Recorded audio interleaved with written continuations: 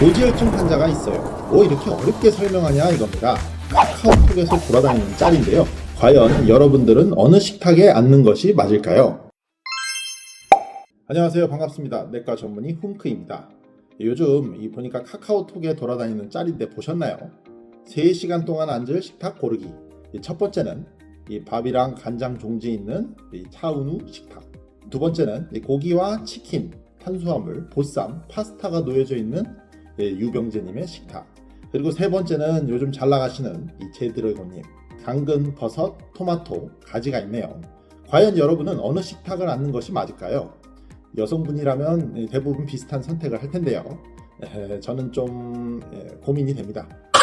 진료실에서 보면 유튜브에서 고지혈증약 먹지 말라고 했다 하루에도 몇 번씩 듣습니다. 아스피린과 같은 혈전약이 스타틴보다는 훨씬 더 위험도가 높은데 혈전약 안 드시는 분은 의외로 적습니다. 아무래도 혈전약을 중단 시 불과 몇 개월 만에 혈관이 막혀서 일이 터지는 경우가 있다 보니까 그런 것 같습니다.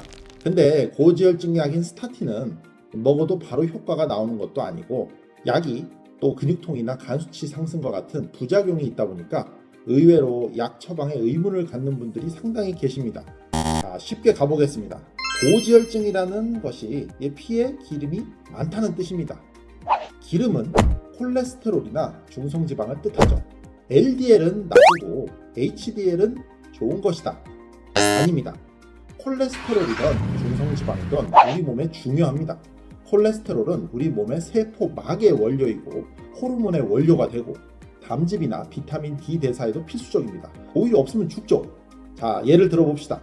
우리 몸의 콜레스테롤은 워낙 중요한 세포 구조의 원료이다 보니까 사실 어느 세포에서도 만들 수 있습니다. 심지어는 콜레스테롤을 합성하는 원료는 굉장히 흔한 포도당입니다. 만드는 원료 자체는 포도당이다 보니까 얼마든지 몸에서 만들어낼 수 있어요.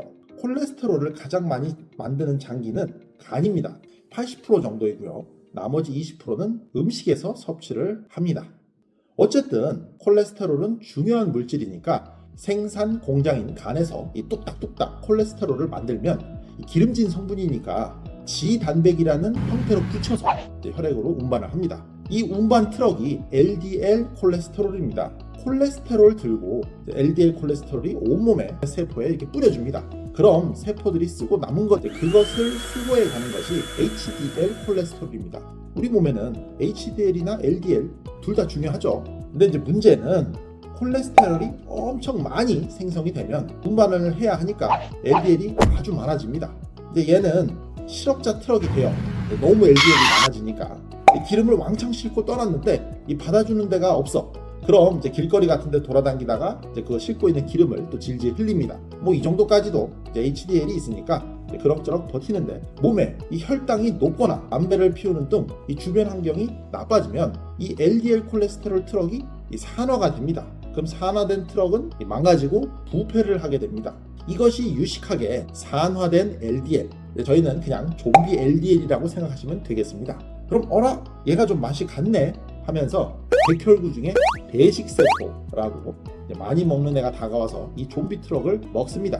그냥 먹으면 되는데 먹으면서 또 염증이 생겨요. 그러면 혈관에 염증 반응과 함께 기름들이 덕지덕지 끼면서 동맥경화가 옵니다. 자, 그럼 보세요. HDL은 좋고 LDL은 마냥 나쁜 것이 아니다. 이거 맞는 얘기입니다. 둘 다 몸에 중요합니다. 근데 LDL이 높은 것이 문제가 없다. 이건 아니에요. 어쨌든 간에 실업자 트럭이 늘면 확률적으로 산화된 LDL이 좀비화가 되기 쉽기 때문에 낮은 것이 좋습니다. 그리고 이 좀비화를 촉진시킨 높은 혈당, 그리고 담배를 피우는 거 당연히 매우 안 좋습니다. 그래서 당뇨 있는 사람은 고지혈증 목표치 자체가 다릅니다. 그리고 또 하나 포화지방산이라고 냉장고에 넣어놓으면 그거 딱딱하게 굳는 기름 있잖아요. 그런 것들은 이 간에 들어오면 세포막이 콜레스테롤로 이루어져 있잖아요. 이 세포막이 딱딱해지고 유연성이 떨어져요. 그러니까 기름 잘잘 흐르는 음식을 드시면 간에서 일부러 콜레스테롤을 더 많이 생성을 합니다. 왜냐하면 세포막이 딱딱해지기 때문에 이것들을 좀 제거를 하기 위해서 그런 현상이 벌어집니다.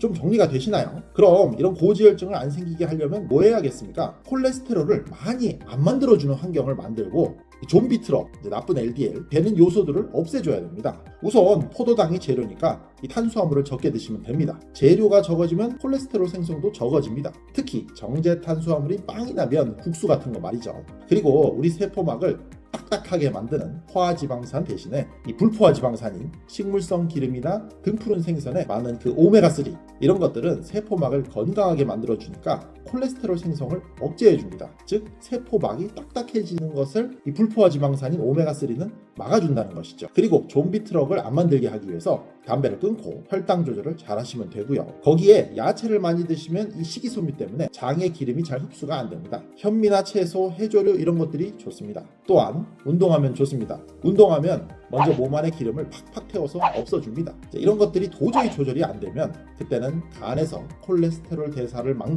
소위 말하는 스타틴을 드시는 겁니다. 어쨌든 계속 동맥경화가 돼서 혈관이 막히는 것은 막아야 되니까요. 자, 별로 어렵지 않죠?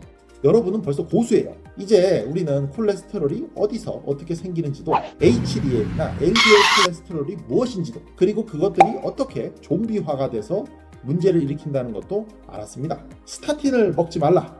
아닙니다. 스타틴이면 모든 게 된다? 그것도 역시 아닙니다. 우리는 올바른 식습관, 운동습관, 그리고 혈당 조절을 통해서 할 수 있는 것들이 물론 있습니다. 그럼에도 이런 것을 할 수 없다 하면 스타틴을 먹는 것이 맞습니다. 스타틴은 콜레스테롤의 생성량을 30에서 50% 가까이 획기적으로 줄여줍니다.